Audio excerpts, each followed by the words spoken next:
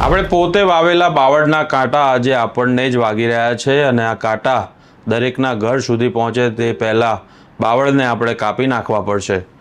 અત્યારે આપણે વાત કરી રહ્યા છીએ વિક્રમ મિશ્રીની, જે છેલ્લે આપણે ઓપરેશન સિંદૂર જોયું અને પ્રેસ કોન્ફરન્સમાં બે મહિલા ઓફિસરોની વચ્ચે જ્યારે એઝ અ ફોરેન સેક્રેટરી તે પોતાના નિવેદન આપી રહ્યા હતા.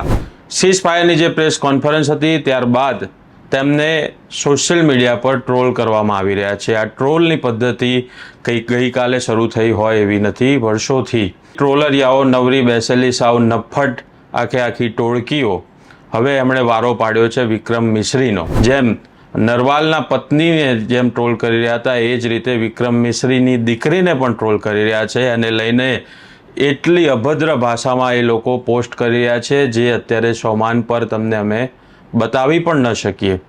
આ જ પદ્ધતિથી જ્યારે પણ સમય આવ્યો છે, વ્યક્તિ બદલાતા રહ્યા છે, ચહેરા બદલાતા રહ્યા છે, પરંતુ પદ્ધતિ એની એ જ રહી છે. અને આ જ રીતે આ નફરતી ટટ્ટુઓ વારા પરથી લોકોનો વારો પાડી રહ્યા છે.